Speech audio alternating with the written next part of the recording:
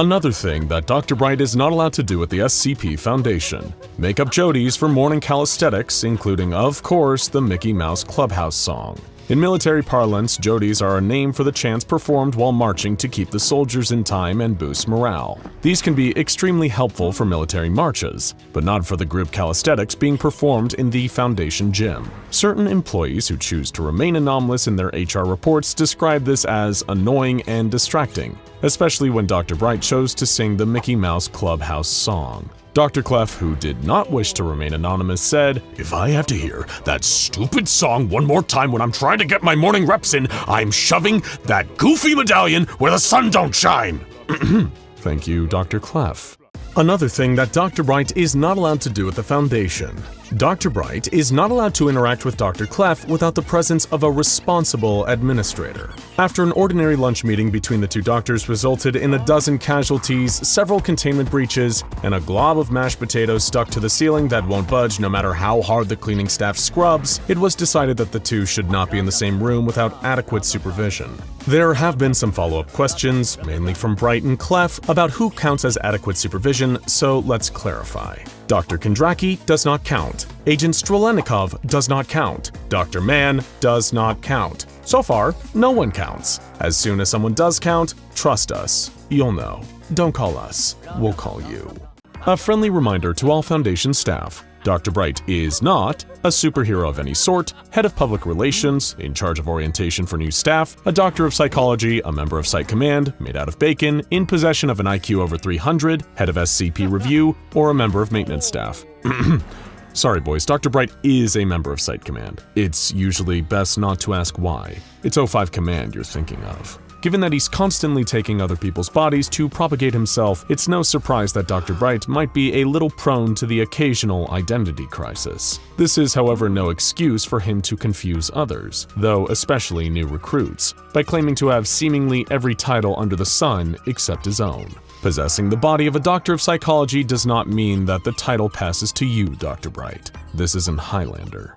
Another thing that DrBright is not allowed to do at the SCP Foundation: DrBright is not allowed anywhere near a Renaissance festival, especially not with D-Class in garb. The SCP Foundation has some of the most high-tech equipment you've ever seen, or rather, never seen. After all, they're working with unimaginable supernatural power, and they need the very cutting edge in technology to keep all these anomalous powers contained. But of course, this can make Foundation employees long for a simpler time. However, that's no excuse for DrBright to lead a band of D-Classes in medieval garb, many of which, by the way, are convicted killers, to a local Ren fair. This has on multiple occasions led to fires, assaults, property damage, and death, some of which came from curious Ren fair attendants touching DrBright's medallion to see if it was real. Naturally, the Foundation isn't eager to see this kind of history repeat itself. Another thing that DrBright is not allowed to do at the Foundation: DrBright is not allowed to bargain with personnel for their souls, not even if he can get them a good deal. DrBright is believed to have a long-standing relationship with SCP-1879, the indoor salesman, and while you didn't hear this from us, rumor has it that the salesman has promised DrBright an extremely rare Pokemon card if he can give him 10 human souls. And DrBright really wants that Pokemon card. The O5 Council officially decries this action and requests that any attempts at soul bartering perpetrated by DrBright be reported to them immediately. Another thing that DrBright is not allowed to do at the Foundation: he is not allowed to make himself the king of anywhere, or queen. Thanks to his SCP-963 necklace, DrBright can steal the bodies of pretty much any non-anomalous being, including powerful heads of states and monarchs. This would definitely be a sweet gig for DrBright, who could kick back and enjoy all the benefits of royalty. The problem is the Foundation needs him to work for them, and if ever the necklace is removed from the ruler, they just drop dead. So it's best to keep DrBright away from anyone in a position of power when he's in one of his more capricious moods. Another thing that DrBright is not allowed to do at the Foundation: DrBright must be reminded that the Better Business Bureau is not the correct agency for dealing with containment failures from horrible eldritch artifacts sold by Marshall, Carter, and Dark. Marshall, Carter, and Dark exist at the frightening intersection of dark anomalous power and unfettered capitalism.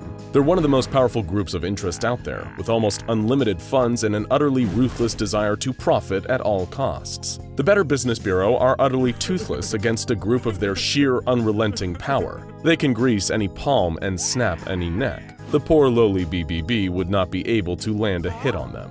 The IRS, on the other hand, is a completely different story.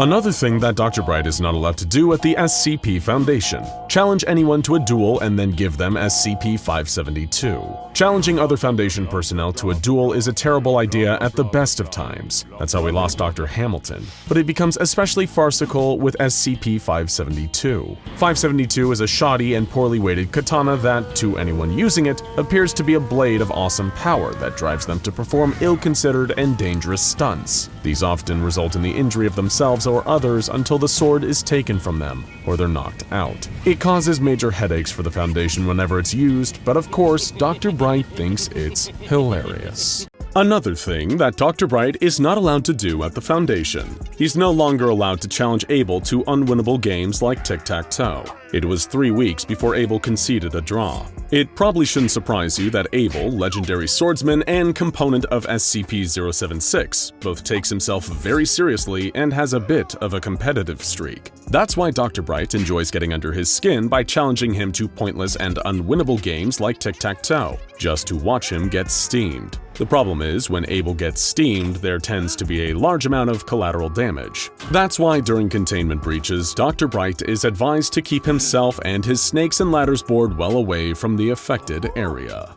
Another thing that DrBright is not allowed to do at the Foundation: attempting to disprove 343 to 343. It's a horrible idea. Agents are still studying the resulting paperweight, supposedly so heavy that 343 should not be able to lift it. For context, while debate around the truth of the matter still rages among Foundation staff and in our comments sections, SCP-343 is a reality-warping anomaly that refers to itself as God, believed to be omnipresent, omniscient, and omnipotent. A classic thought experiment on the possibility of this is whether God is capable of creating an object they themselves couldn't lift, resulting in a paradox. Or, in this case, an astronomically heavy paperweight that the SCP Foundation now needs to deal with. Thanks, Jack.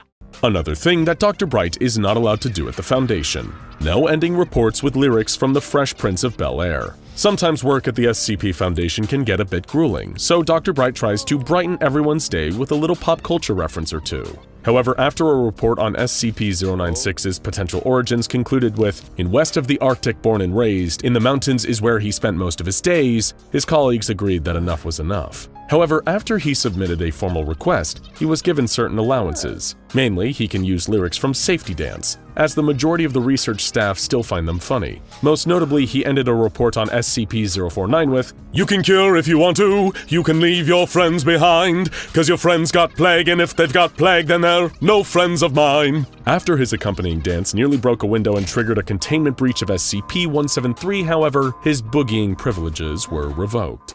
Another thing DrBright is not allowed to do at the Foundation: DrBright is not allowed to feed anything with peanut butter to Kane. And no, we don't mean SCP-073, that's Kane with a C. This is Dr. Kane Pathos Crow, a legendary SCP Foundation researcher who, through some anomalous accident, got turned into a dog with human-level intelligence and ability. DrBright is no stranger to being an animal thanks to his body-swapping necklace, so he may want to treat his colleague to a nice spoonful of peanut butter as an act of solidarity. After all, peanut butter without xylitol is safe for dogs to eat. But no matter how funny DrBright thinks it is, the O5 Council is not amused by the constant sounds of Dr. Crow trying to lick peanut butter off the roof of his mouth during staff meetings.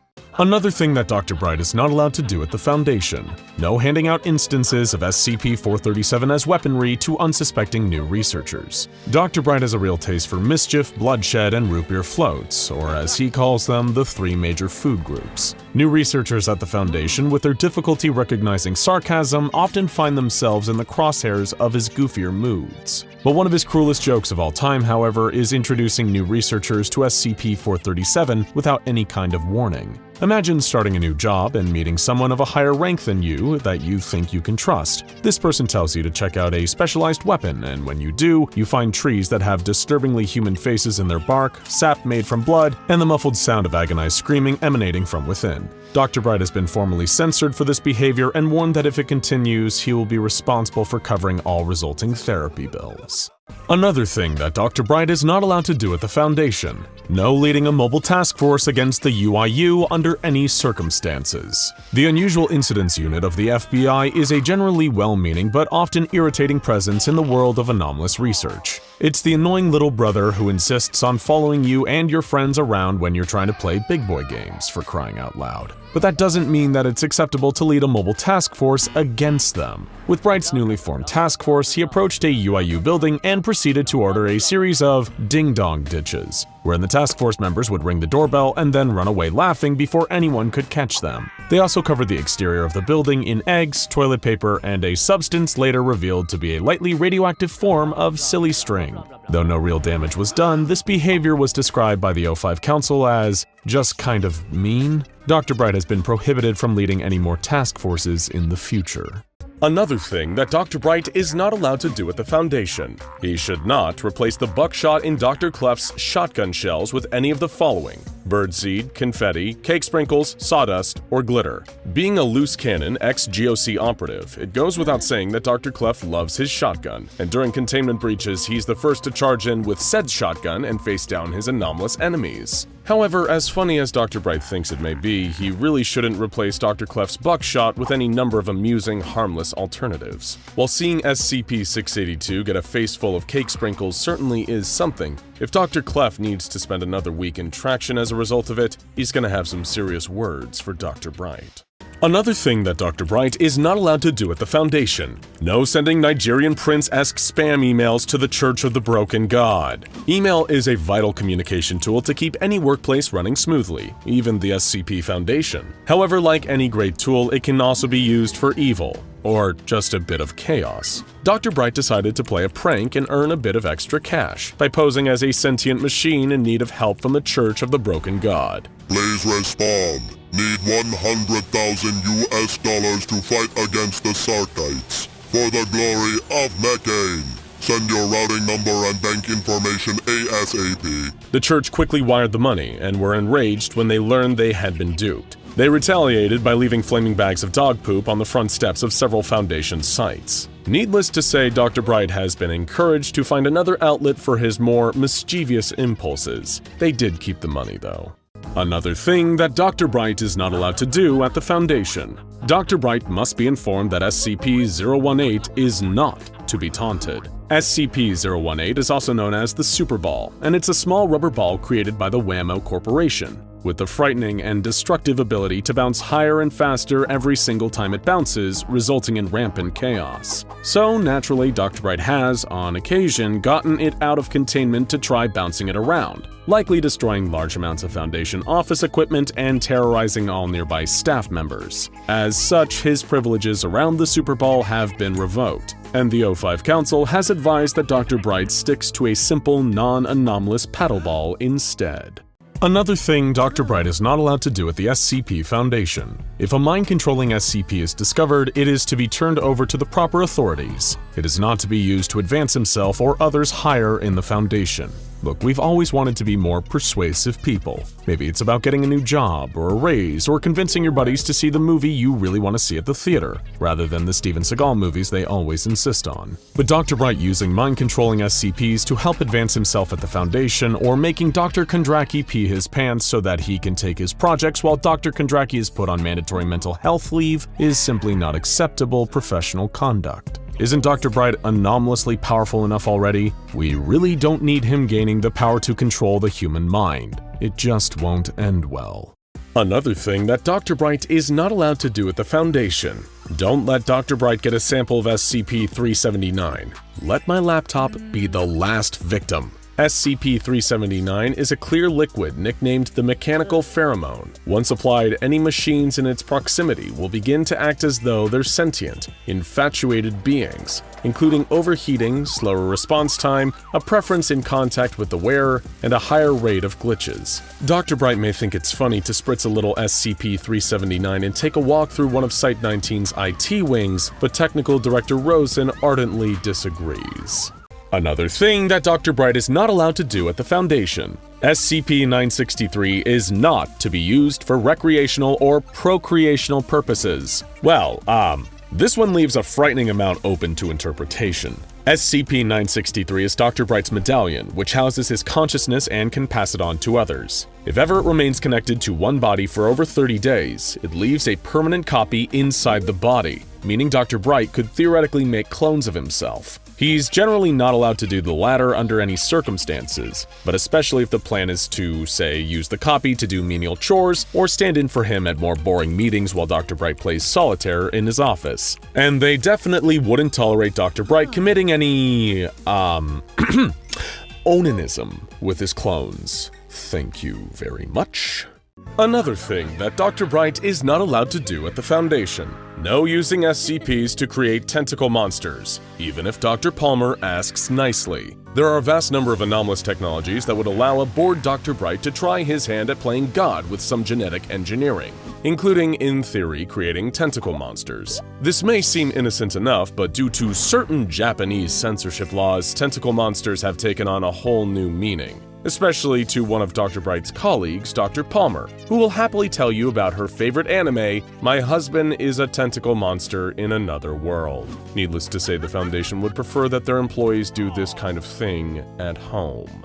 Another thing that Dr. Bright is not allowed to do at the Foundation: Dr. Bright may not use any form of the word accident as an excuse. We get it, Dr. Bright. Real accidents do happen. Nobody is perfect, least of all you. But considering some of the complexity of the antics you've been up to lately, we find it extremely hard to believe that you did it all by accident. Did you accidentally slip and program Dr. Clef's pee into SCP-294 and then pour it into Dr. Kondraki's briefcase so that the two would fight each other? You're really beginning to stretch the suspension of disbelief here.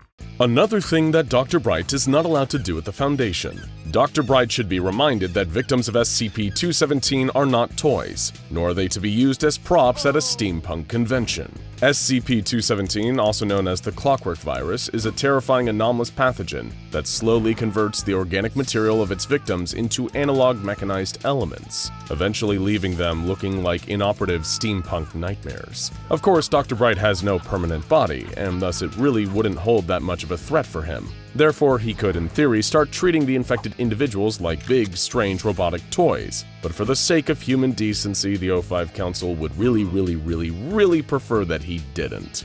Another thing that Dr. Bright is not allowed to do at the Foundation: Dr. Bright is not allowed to violate the SCP Foundation dress code, nor encourage others to do so even on casual Fridays. A note appended to this rule reads, "No matter how many times you say please, Dr. Bright, we won't put any of the hats you've been asking about into the dress code." And the list of hats that Dr. Bright has facetiously requested has been nothing short of impressive, including a freakishly tall white Doug Dimmadome-esque cowboy hat, and a novelty propeller hat with actual functioning helicopter propellers. A number of other hats he suggested, simple non-anomalous baseball caps with humorous slogans printed on them, have been deemed to be HR violations. Sorry, Jack.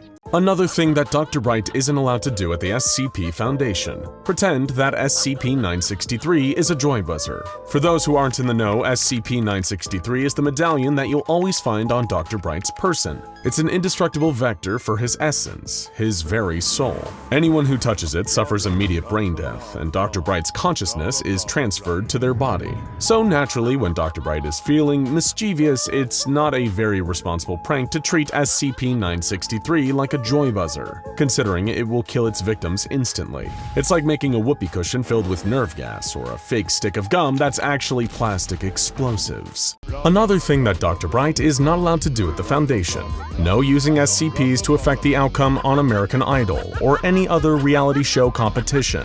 Previous violations of this rule have included showing his least favorite American Idol contestant SCP-096's face in the hope that it would hunt him down, sneaking SCP-348 to a Hell's Kitchen contestant, and releasing SCP-049 into the house on The Bachelorette because, quote, "None of them are good enough for Rachel, so they all deserve to die!" Dr. Bright is to be reminded that if he cannot stay on his best behavior and stay out of the competition, his TV privileges will be revoked. And does he really want to risk missing the latest season of Love is Blind? I didn't think so. Another thing that DrBright is not allowed to do at the Foundation. DrBright is not allowed to edit the list of things he is not allowed to do. Due to some unsubstantiated rumors perpetuated by DrBright himself, we must issue a formal correction. If an SCP file says never to do something, that is not because we are trying to control your mind. For example, warnings not to look at SCP-096's face are for your own protection. If you would like to look at its face and bring about your own untimely end, then that is up to you. But don't say we didn't warn you. No, they're trying to control you. You just don't listen to them. No, we are not. DrBright, I see you. You can't type into this script anymore. Your IP address has already been blocked. In conclusion, if he would let us get our work done for once in his miserable, endless life, DrBright is not allowed to attempt any manipulation, mind control, or subterfuge of any kind via official SCP Foundation documents. Another thing that DrBright is not allowed to do at the Foundation. Telling new researchers that you can tame SCP-682 with a rolled-up newspaper and a tummy rub. When you've been alive for as long as DrBright, with the knowledge of eternity stretching out before you, you can watch every movie and show, play every game, and read every book. That's why DrBright sometimes resorts to more esoteric methods of amusement, such as feeding the newbies little white lies about anomalies, like telling them SCP-682 can be tamed with a rolled-up newspaper and tummy rubs, like a misbehaving puppy, which must have seemed really funny until 6 new researchers got devoured. And considering what a nightmare employee turnaround is at the SCP Foundation already, losing employees for a reason this stupid really didn't sit well with the O5 Council.